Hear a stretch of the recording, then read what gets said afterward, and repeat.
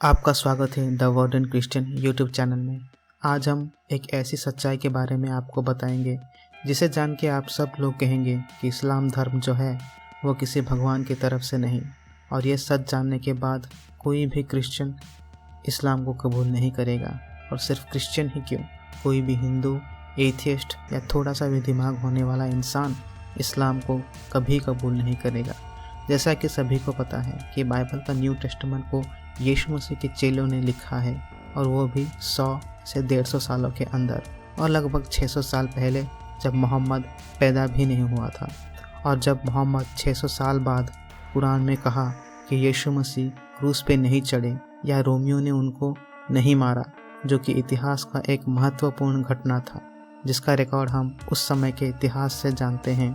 पर मोहम्मद इस सच्चाई को ऐसे ही नहीं झूठा साबित कर सकता था, क्योंकि वो इतिहास से छेड़छाड़ करने जा रहा था। क्रिश्चियंस और क्रिश्चियनिटी को गलत साबित करना चाहता था, नहीं तो उसके नए धर्म को कोई स्वीकार नहीं करता। और उसे पता था कि अरबी लोग भी उस पर विश्वास नहीं करते अगर वो डायरेक्ट उनको ये सब बोलता, क्योंकि सभी को इतिहास पता है। तो उसने क्या किया? उसने ये किया कि नई आयत, नया कुरान वचन बनाया, जो है कुरान के 4थे अध्याय आया 157, सूरह निसा आया 157।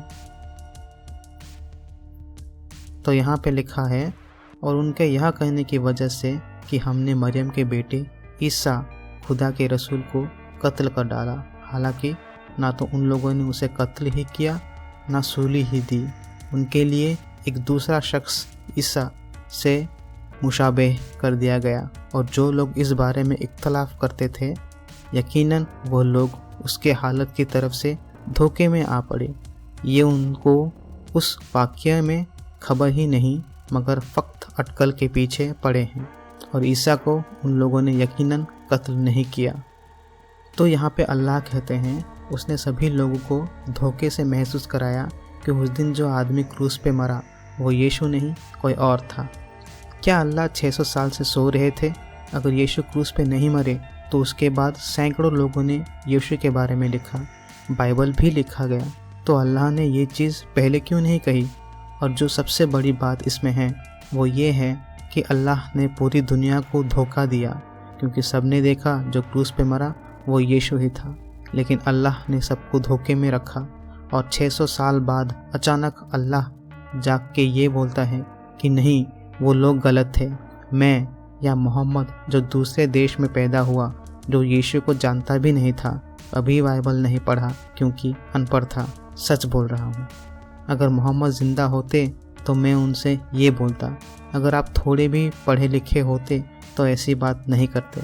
आपने बहुत ही बड़ा काम किया, कई अनपढ़, मासूम और ना जानने वाले लोगों को अपने धर्म में शामिल किया झूठ बोल के। पर आप एक क्रिश्चियन या किसी भी पढ़े लिखे को फुसला नहीं सकते आपके इस झूठी बात बोल के। और जो लोग ऐसे धर्म में कन्वर्ट होते हैं उनको भी ये पैगाम है हमारा, जिसका भगवान 600 साल बाद जाग के बोलता है कि मैंने तुम लोगों को धोखा दिया था, और आप उसी धोखेबाज खुदा को मानने जा रहे हैं। धन्य है वो जो सच को अनदेखा करते हैं, धन्य है वो जो इस बात को मानेंगे। मैं यीशु मसीह से यही दुआ करूँगा कि सारे मुसलमान भाइयों और बहनों को सही हिदायत दे, और उनके आँखों में जो पर्दा है अल्लाह या मोहम्मद के झूठ का, वो हट सके और सच्चाई को देख सके। आमीन।